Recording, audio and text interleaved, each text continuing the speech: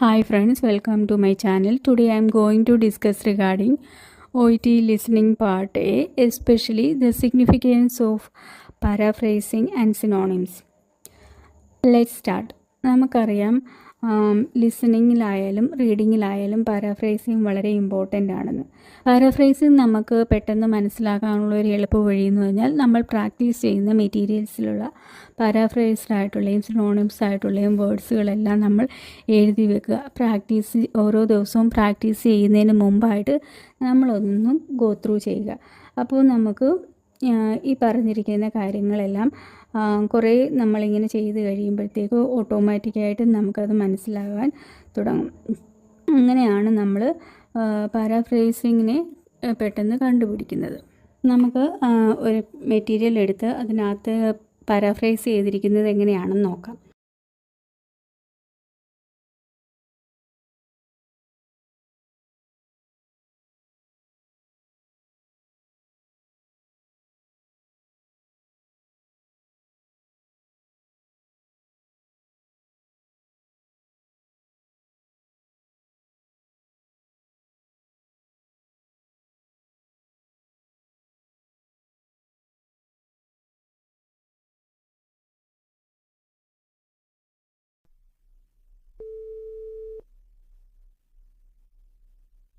Good morning. May I know your name, please? Yes, my name is Sarah. Hello, Sarah. What is your age? I am 34 years old.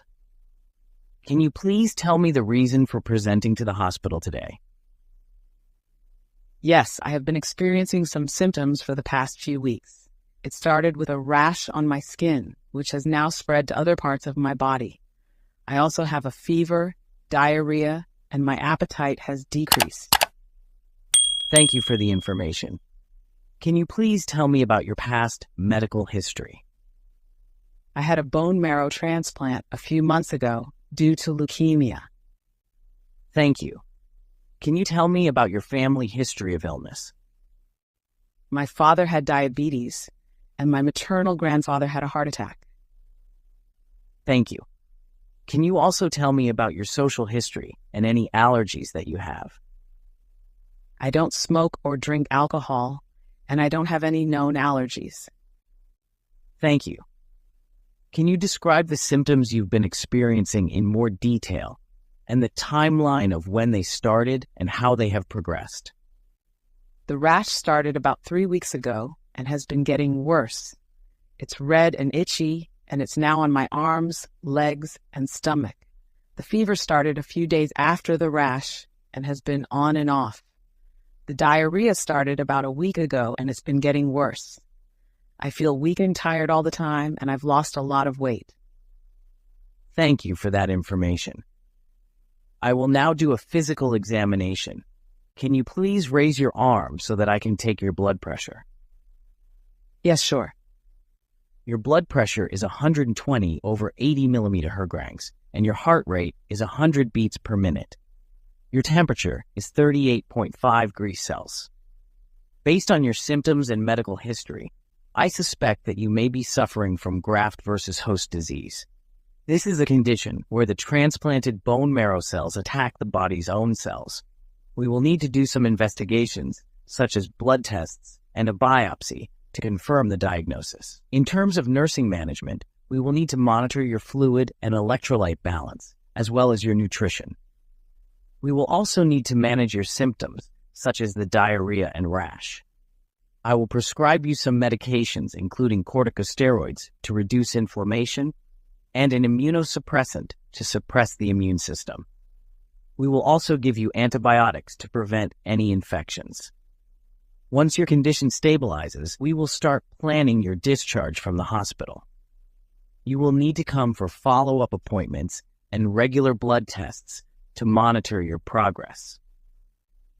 Thank you, doctor. Can you please tell me more about graft versus host disease and how it can be treated? Sure. Graft versus host disease occurs when the donor bone marrow cells recognize the recipient's tissues as foreign and attack them.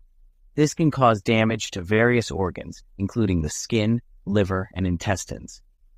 Treatment for graft versus host disease usually involves medications to suppress the immune system, such as corticosteroids or immunosuppressants. In severe cases, photopheresis, a procedure that uses ultraviolet light to suppress the immune system, may also be used. ഇവിടെ ഞാൻ എടുത്തിരിക്കുന്ന മെറ്റീരിയലിലെ പേഷ്യൻ്റെ പേരെന്ന് പറഞ്ഞാൽ Sara, 34 years old, primary concern skin rash that extended to. അപ്പോൾ ഇവിടെ നമ്മൾ expect ചെയ്യേണ്ട ഒരു ആൻസർ എന്ന് പറഞ്ഞാൽ ലൊക്കേഷനാണ് അല്ലേ. എക്സ്റ്റെൻഡഡ് ടു ഡാഷ് എന്ന് പറയുമ്പോൾ എക്സ്റ്റെൻഡഡ് ടു വെയർ എന്ന ലൊക്കേഷനാണ് നമ്മുടെ ആൻസറായിട്ട് വരിക. അപ്പം ഇത് നമ്മുടെ ഓഡിയോയിൽ എങ്ങനെയാണ് കേൾക്കുന്നതെന്നും കൂടെ നമുക്ക് നോക്കാം. ഓക്കെ, നമ്മുടെ ഓഡിയോയിൽ ഇങ്ങനെയാണ് പറയുന്നത്. I have been experiencing some symptoms for the past few weeks. It started with a rash on my skin which has now spread to other parts of my body. അപ്പം ഇവിടെ എന്താണ് നമുക്ക് ആൻസറായിട്ട് വരിക?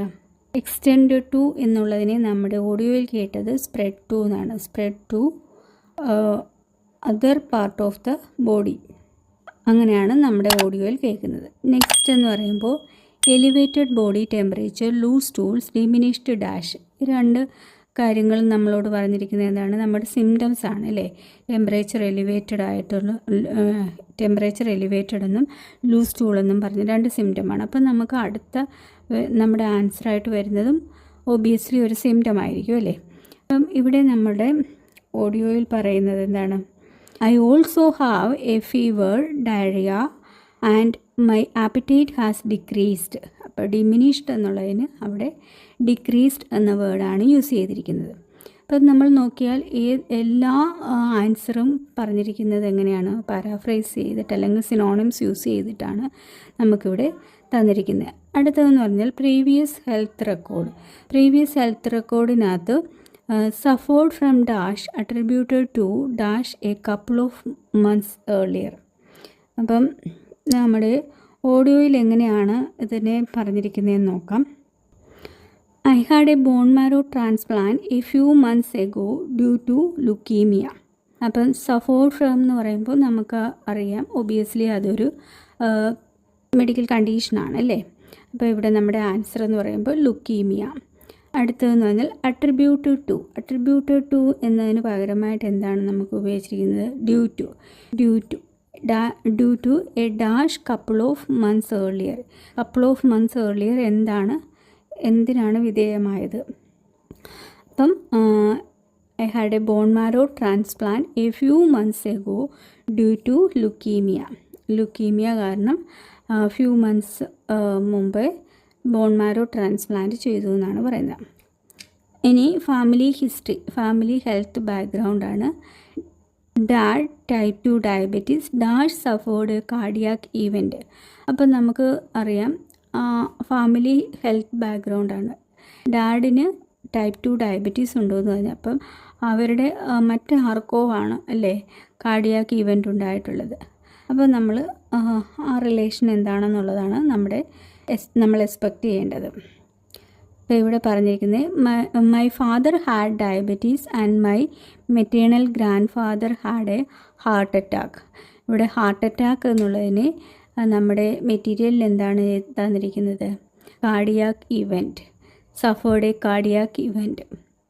അപ്പം അത് ഓഡിയോയിൽ പറഞ്ഞിരിക്കുന്നത് ഹാർട്ട് അറ്റാക്ക്. അടുത്തത് symptoms progression rash emerged around 3 weeks prior is dash. അപ്പം നമ്മുടെ ഓഡിയോയിൽ കേൾക്കുന്നത് എങ്ങനെയാണ്? Symptoms you have been experiencing in more detail and the timeline of when they started and how they have progressed. The rash started about 3 weeks ago and has been getting worse. It's red and itchy. അപ്പം is dash അതെങ്ങനെയാവുന്നു? How അല്ലേ. Is symptoms progression rash. ഈ rash എങ്ങനെയാണ് ഉള്ളതാണ് നമ്മുടെ ആൻസറായിട്ട് വരിക. Is dash. അപ്പം ഈസ് ഹൗ എന്നുള്ളതാണ് നമ്മുടെ ആൻസറായിട്ട് വരുന്നത്. അപ്പോൾ ഇതെങ്ങനെയാണ്? റെഡ് ആൻഡ് ഇച്ചി. Now on arms dash. അപ്പം ഈ റാഷസ് ഇപ്പോൾ എൻ്റെ കയ്യിലും വേറെ എവിടെയാണെന്നുള്ളതാണ് ഒരു ലൊക്കേഷനാണ് നമ്മുടെ ആൻസറായിട്ട് വരിക അല്ലേ. അപ്പം ഓഡിയോയിൽ പറയുന്നത് on my arms, legs and stomach എന്നാണ് പറഞ്ഞിരിക്കുന്നത്. അപ്പോൾ ആംസ് അവിടെ തന്നിട്ടുണ്ട്. അപ്പം നമ്മുടെ ആൻസറായിട്ട് വരുന്നത് legs and stomach. Elevated temperature was dash. അവിടെയും എന്താണ് getting worse, red and itchy. It's now on my arms, legs and stomach. The fever started a few days after the rash and has been on and off. The diarrhea started about a week ago. അപ്പോൾ ഇവിടെ എന്താണ് വരിക? Fever, elevated temperature was on and off. എങ്ങനെയായിരുന്നു എന്നുള്ളത്. Elevated temperature on and off ആയിരുന്നു. അടുത്തത് loose stool. Commenced dash intensifying significant weight reduction and always seem dash. ഇപ്പോൾ commenced dash ഇവിടെ എന്താണ് വരുന്നത്? Diarrhoea started about a week ago. അപ്പോൾ commenced dash എന്താണ് നമ്മുടെ diarrhoea started a week ago. Commenced a week ago. Loose stool നമുക്ക് already തന്നിട്ടുണ്ട്. അതാണ് ഡയറിയ എന്നിവിടെ പറഞ്ഞിരിക്കുന്നത്. Loose stool commenced started a week ago. Intensifying significant weight reduction and always seem dash. Always seem dash. Always seem weak and tired. അവിടെ എങ്ങനെയാണ് പറയുന്നത്? I feel weak and tired all the time. Always എന്നുള്ളതിന് all the time എന്നാണ് പറഞ്ഞിരിക്കുന്നത്. ഇനി നമ്മുടെ 23ാമത്തെ question. Medicinal approach dash aimed at minimising swelling. അപ്പം സ്വെല്ലിങ് എന്നുള്ളതിന് ഇവിടെ dash aimed corticosteroids. I will prescribe you some medications including corticosteroids to reduce inflammation. Reduce inflammation എന്നുള്ളതിന് പാരഫ്രൈസ് ചെയ്ത് തന്നിരിക്കുന്നത് എന്താണ്? Minimising swelling. മിനിമൈസിങ് സ്വെല്ലിങ് എന്നുള്ളതാണ് ഇവിടെ റെഡ്യൂസ് ഇൻഫ്ലമേഷൻ എന്ന് തന്നിരിക്കുന്നത്. 24ാമത്തത് to dash ward off potential infections. Ward off എന്ന് വെച്ചാൽ പ്രിവെൻറ്റ് എന്നുള്ളത്. Dash to prevent potential infection. അവിടെ ആൻസറായിട്ട് വരുന്നത് antibiotics. We will also give you antibiotics to prevent any infections. അപ്പോൾ വാർഡ് ഓഫ് മീൻസ് പ്രിവെൻറ്റ്. അതുപോലെ സൂപ്പർവൈസ് ഹൈഡ്രേഷൻ എന്നുള്ളൊരു ഇത് നമ്മുടെ മെറ്റീരിയൽ തന്നിട്ടുണ്ട്. അതിനെ പാരാഫ്രൈസ് ചെയ്തിരിക്കുന്നതെന്ന് പറഞ്ഞാൽ മോണിറ്റർ ഹൈഡ്രേഷൻ.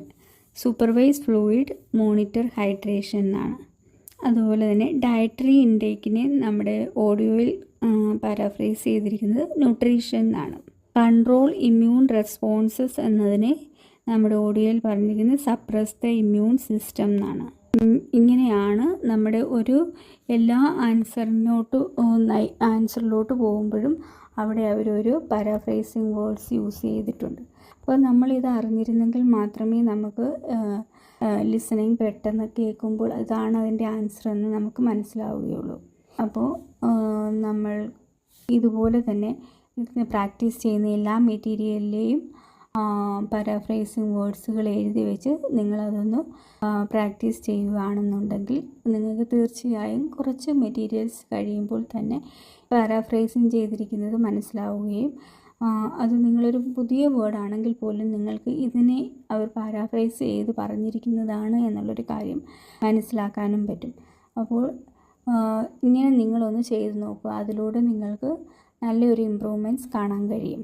ഇതുപോലെയുള്ള വീഡിയോ നിങ്ങൾക്ക് ഇനിയും വേണമെന്നുണ്ടെങ്കിൽ എൻ്റെ വീഡിയോയുടെ അടിയിലായിട്ട് കമൻറ്റ് ചെയ്താൽ ഞാൻ വേറുള്ള മെറ്റീരിയൽസിൽ നിന്ന് നോക്കിയിട്ട് പറഞ്ഞു തരുന്നതായിരിക്കും. അതുപോലെ എൻ്റെ വീഡിയോസ് ഇഷ്ടപ്പെടുകയാണെങ്കിൽ ഒന്ന് ലൈക്ക് ചെയ്യുകയും സബ്സ്ക്രൈബ് ചെയ്യുകയും ഷെയർ ചെയ്യുകയും ചെയ്യുക. നിങ്ങളുടെ സപ്പോർട്ടിന് ഒരുപാട് നന്ദി. Thank you.